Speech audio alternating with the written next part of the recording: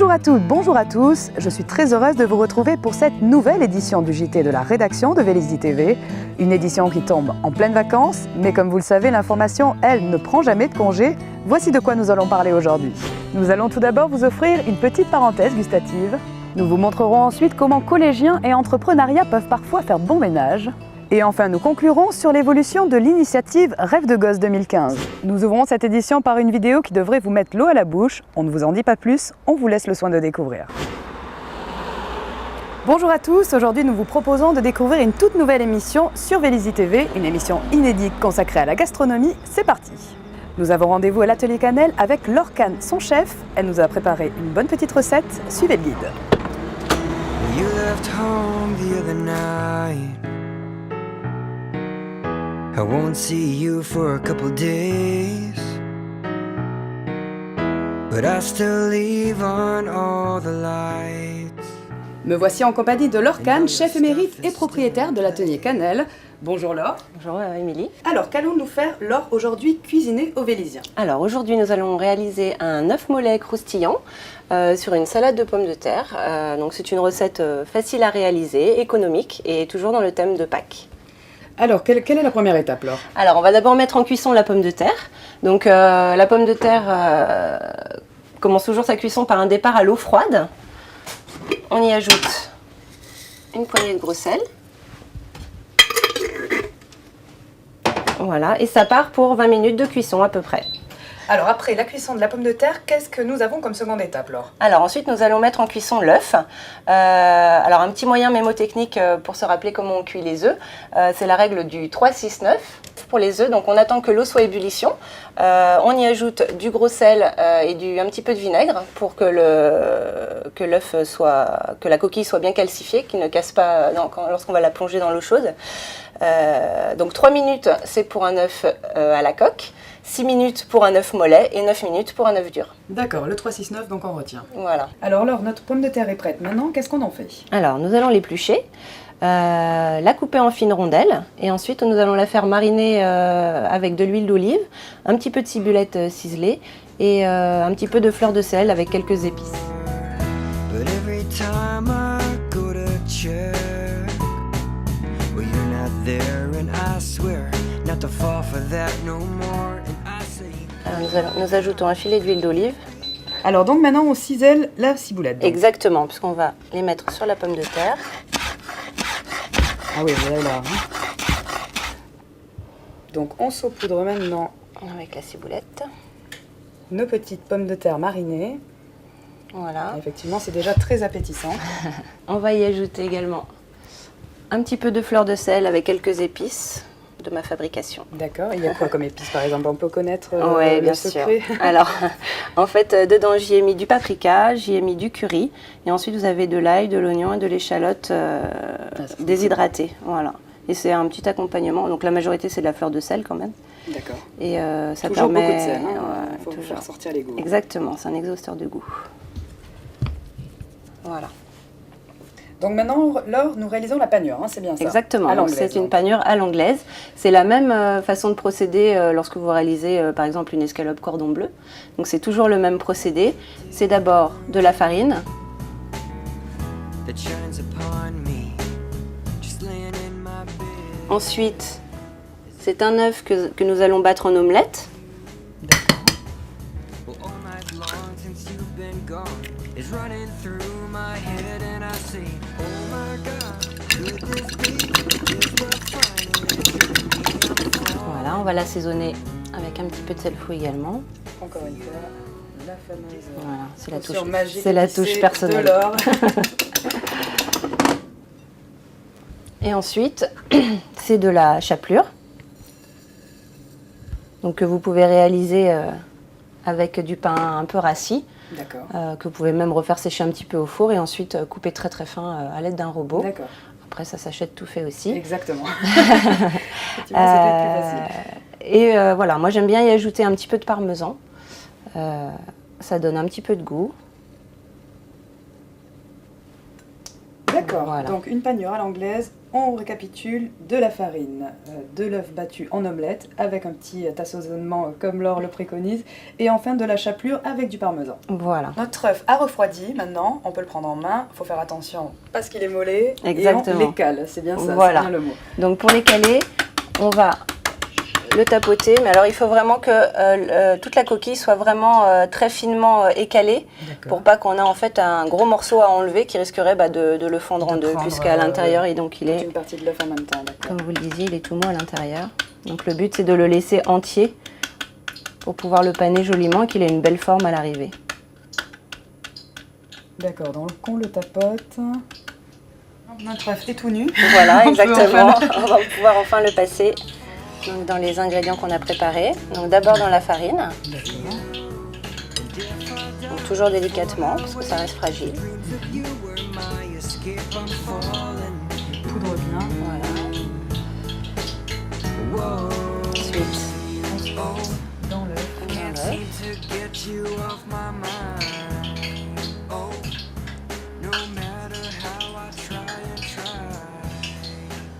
Et ensuite, dans la chapelure.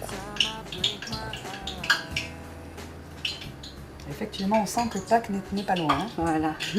Alors, nous avons enrobé notre œuf, nous allons aller le passer dans l'huile, mais avant cela, on s'occupe du dressage. C'est bien Exactement. ça, donc on revient aux pommes de terre. Voilà. Donc nous allons prendre les rondelles de pommes de terre et les disposer en petits cercles pour lui préparer son petit nid. Allez, mettons-le dans un nid. Alors, juste avant de préparer notre jambon et notre ciboulette, on va parsemer avec quelques noisettes torréfiées. D'accord. Voilà, Alors, pour donner un petit côté qu'est-ce que ça croquant. signifie, leur torréfié? Expliquez-nous un petit Alors, en fait, les noisettes ont été un petit peu concassées et ensuite nous les avons passées à la poêle bien chaude D'accord. pour qu'elles grillent légèrement et en fait qu'elles prennent tout leur arôme. D'accord. Voilà. Donc on cisèle le jambon, c'est ça, hein, aussi. Alors, on va préparer une jolie bandelette qui va nous permettre d'enrubaner l'œuf. D'accord. Voilà.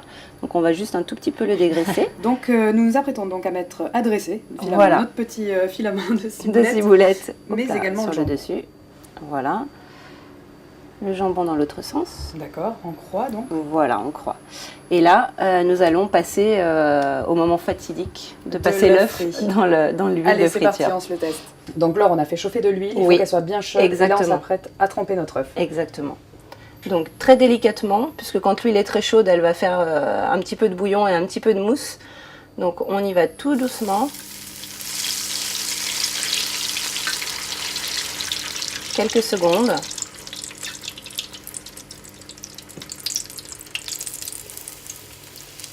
Et voilà, Effectivement, on a une belle croûte dorée qui s'est on a formée. une belle panure, on dirait une petite boule de coco. Exactement, ça va lui donner un petit côté croustillant. On va aller le disposer sur le nid donc. Exactement. Allez, c'est parti.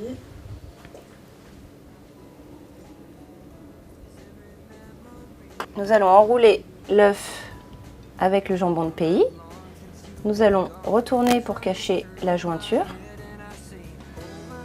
Voilà. Et dans l'autre sens, on va réaliser un petit nœud avec le brin de ciboulette.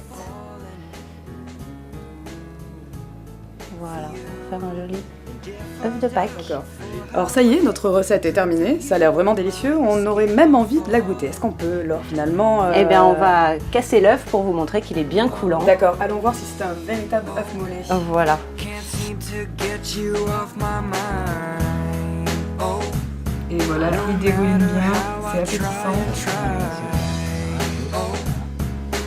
every Après, œuf time I mollet. blink my Alors, on va goûter ça. On voit que effectivement le jaune a bien coulé. On va pas se priver évidemment de prendre une petite pomme de terre avec. Oh my God, could this be? Is love finally tripping me? I'm falling for you. C'est très bon, c'est très croquant. Et effectivement, j'espère que vous allez être très nombreux à le refaire chez vous. Where my escape, I'm falling. Pour cette recette et pour une personne, il vous faut de la farine, de la chapelure, du parmesan, 2 œufs, une pomme de terre, de la ciboulette, des noisettes torréfiées et du jambon de pays. À noter que l'atelier Cannelle, qui se situe rue Marcel Samba, propose également des cours de cuisine tous les après-midi et le week-end Pour plus de renseignements, rendez-vous sur le site internet du restaurant. Nous avons rencontré des collégiens de l'établissement Saint-Exupéry de Vélizy-Villacoublay. Ils ont monté une mini-entreprise baptisée MyLoomix. Ils nous racontent toute la jeunesse de ce projet professionnel.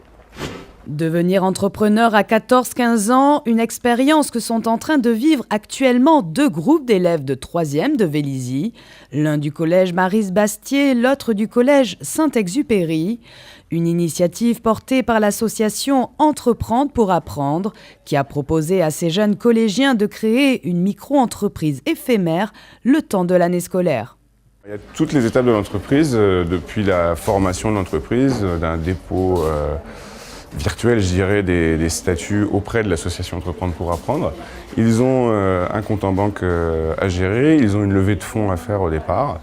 Et à partir de là, ils arrivent à faire des achats pour fabriquer le produit qu'ils ont eux-mêmes décidé de commercialiser.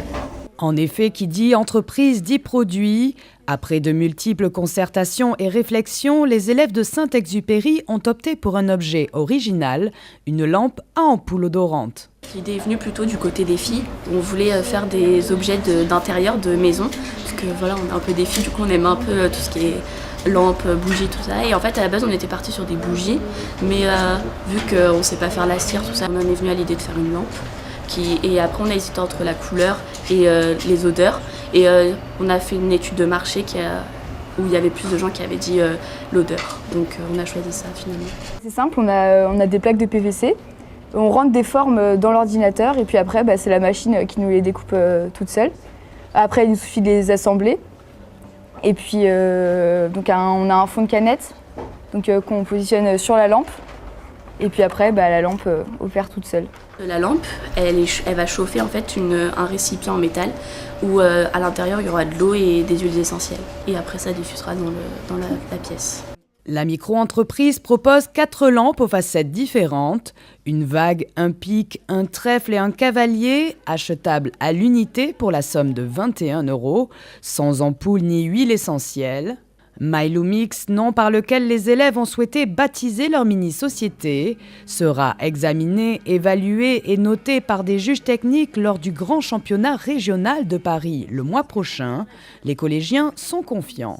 On a été visiblement bien remarqués par certaines sociétés, donc j'espère qu'on va aller loin. Loin de n'être qu'une simple expérience, un projet Entreprendre pour apprendre peut parfois donner naissance à un véritable concept. L'an dernier, ça a été le cas des vainqueurs du championnat. Une mini-entreprise avait développé des sticks style tube de colle, mais pour du beurre, pour tartiner les tartines. Et c'est un projet qui a été repris par Auchan. Et donc, du coup, les brevets déposés par la mini-entreprise ont été rachetés par Auchan. Ce qui fait une grosse mise de départ pour les élèves qui ont ce projet-là. En cas de défaite, les élèves ne repartiront pas sans un certain gain. MyLoomix leur aura permis de poser un premier pied dans l'entrepreneuriat de façon ludique. Ça nous apprend aussi un peu la vie en entreprise et la vie de groupe.